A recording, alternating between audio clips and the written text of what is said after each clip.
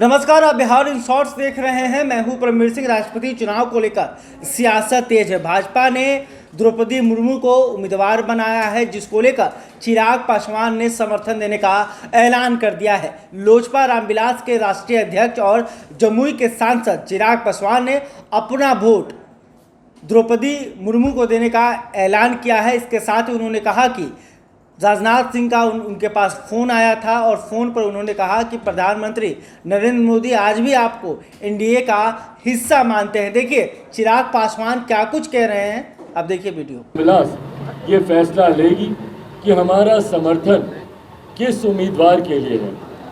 वैसे इस बात को मैं स्पष्ट कर दूं कि लोक जनशक्ति पार्टी रामविलास संख्या बल के तौर पर हम लोग का बहुत ज़्यादा उम्मीदवार के जीतने या हारने में संभवतः बहुत ज़्यादा भूमिका नहीं होगी। लोकसभा में एक वोट है हम लोग का, बट राष्ट्रपति चुनाव को अगर देखें, जिस इलेक्टोरल कॉलेज के माध्यम से चुनाव होता है, इस एक वोट की भी महत्व लगभग 700 प्लस वोट के आधार के तौर पर होती है एक एमपी के वोट की। बट बहरहाल मेरे इस एक वोट से बहुत ज़्यादा हार या जीत में कोई फ़र्क नहीं पड़ने वाला, पर उसके बावजूद नैतिकता एक बहुत बड़ा आधार है। लोक जनशक्ति पार्टी रामविलास ने हमेशा अपने विचारों, अपने सिद्धांतों के आधार पर फैसले किए हैं। हमारे नेता आदरणीय रामविलास पासवान जी ने हमेशा लोक जनशक्ति पार्टी के सिद्धांतों के आधार पर, पार्टी के विचारों के आधार पर नीतिगत समर्थन हर गठबंधन को दिया है। कई ऐसे उदाहरण पूर्व में भी रहे हैं कि किसी गठबंधन के साथ रहने के बावजूद अगर हमारे विचारों के आधार पर उस गठबंधन का फैसला नहीं होता है या वो नीति हमारे सिद्धांतों के आधार पर नहीं होती है, तो हम लोगों ने प्रमुखता से मुखर तौर पर उसका विरोध करने का भी हम लोगों ने काम किया है। उदाहरण के तौर पर डिमोनेटाइजेशन एक ऐसा ही फैसला था केंद्र सरकार का, जिसका लोक जनशक्ति पार्टी रामविलास ने, लोक जनशक्ति पार्टी उस वक्त की और हमारे नेता आदरणीय रामविलास पासवान जी ने, मैंने स्वयं उस वक्त भी उसका विरोध किया था। भूमि अधिग्रहण बिल केंद्र सरकार 2014 में एनडीए की सरकार बनते ही ये बिल लाया गया था। पार्लियामेंट में खुद मैंने खड़े होकर इस बिल का मैंने विरोध किया था। अनुसूचित जाति जनजाति एट्रोसिटी एक्ट था, जिसमें हमारे नेता ने सरकार को अल्टीमेटम तक देने का काम किया। वही कई बार विपक्ष के द्वारा कई ऐसे नीतिगत फैसले लिए गए जो हम लोग विपक्ष में होने के बावजूद हम लोगों ने उस फैसलों का हम लोगों ने समर्थन किया। उदाहरण के तौर पर शराबबंदी, हम लोग उस वक्त एनडीए का हिस्सा थे। मुख्यमंत्री नीतीश कुमार जी एवं उनकी पार्टी महागठबंधन का हिस्सा थी। दोनों अलग अलग गठबंधन में थे, पर उस वक्त भी मैंने शराबबंदी का मैंने समर्थन किया था, क्योंकि नीतिगत तौर पर यह फैसला सही था। ये फैसला कानून बनने के बाद पर विफल हुआ, वो अलग बात है, पर नीतिगत तौर पर यह फैसला सही था, इसका हम लोगों ने समर्थन किया। ऐसे ही आज की तारीख में जिस तरीके से दोनों प्रत्याशियों के नाम सामने आए हैं महामहिम पद के लिए, जिसमें एक तरफ यशवंत सिन्हा जी का नाम है जो कि विपक्ष की तरफ से उम्मीदवार है, तो वहीं दूसरी तरफ श्रीमती द्रौपदी मुर्मू जी का नाम सामने आया है।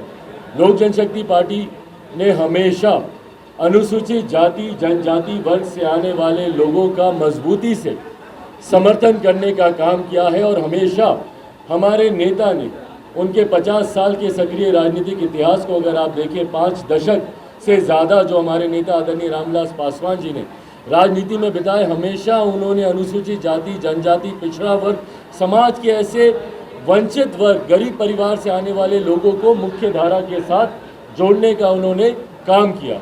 उन्हीं के पक्ष चिन्हों पर चलते हुए हम लोगों ने भी हमेशा ऐसे वर्ग से आने वाले लोगों को कैसे मुख्य धारा में प्रमुखता से जोड़ा जाए, उसके लिए हम लोगों ने कार्य करने का प्रयास किया। ऐसे में जब द्रौपदी मुर्मू जी का नाम सामने आया है, तो लोक जनशक्ति पार्टी ने बिना कोई समय लगाए हुए, क्योंकि ये एक ऐसा विषय है जहाँ पे हम लोगों को ज़्यादा विचार विमर्श की भी ज़रूरत नहीं है, ये हमारे सिद्धांतों के पूरी तरीके से साथ में है।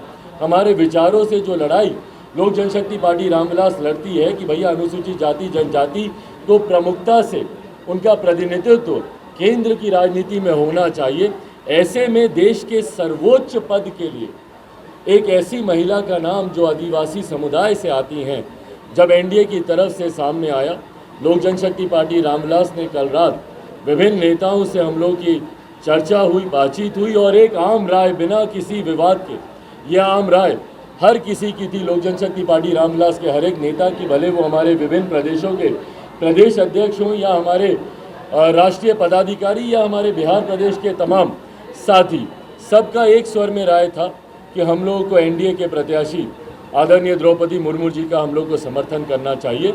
ना सिर्फ क्योंकि वो एक महिला आदिवासी समुदाय से आती हैं, शेड्यूल्ड ट्राइब से आती हैं, बल्कि उनकी अपनी काबिलियत, भैया समाज जिस संघर्ष से और जिस मेहनत और जिस काबिलियत के बल पर वो देश के सर्वोच्च पद की दावेदारी तक वो पहुंची हैं, ये अपने में उनकी काबिलियत को दर्शाता है, उनके सामर्थ्य को दर्शाता है। और उनकी यही काबिलियत, इसी सामर्थ्य का समर्थन लोक जनशक्ति पार्टी रामविलास करती है।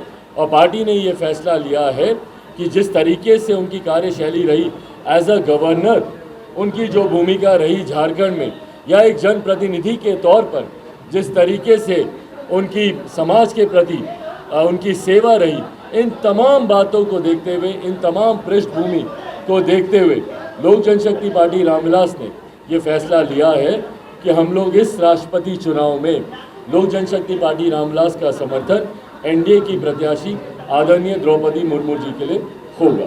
तो आपने देखा कि चिराग पासवान ने साफ साफ कहा कि एनडीए उम्मीदवार द्रौपदी मुर्मू को वो अपना समर्थन देंगे। इसके साथ में उन्होंने कहा कि प्रधानमंत्री नरेंद्र मोदी ने यह अच्छा फैसला लिया है, लेकिन हम अभी एनडीए में शामिल नहीं हैं, एनडीए से अलग होकर हम अपना काम करते रहेंगे। आपको वहीं बता दें कि जदयू पार्टी ने भी यह ऐलान कर दिया है कि द्रौपदी मुर्मू को वो अपना समर्थन देंगे। बहरहाल अभी तक आपने हमारे चैनल को सब्सक्राइब नहीं किया तो तुरंत कर ले। इस खबर को लेकर आप क्या सोचते हैं कमेंट करके बताइएगा। वीडियो फेसबुक पर देख रहे हो तो हमारे पेज को भी लाइक करें। धन्यवाद।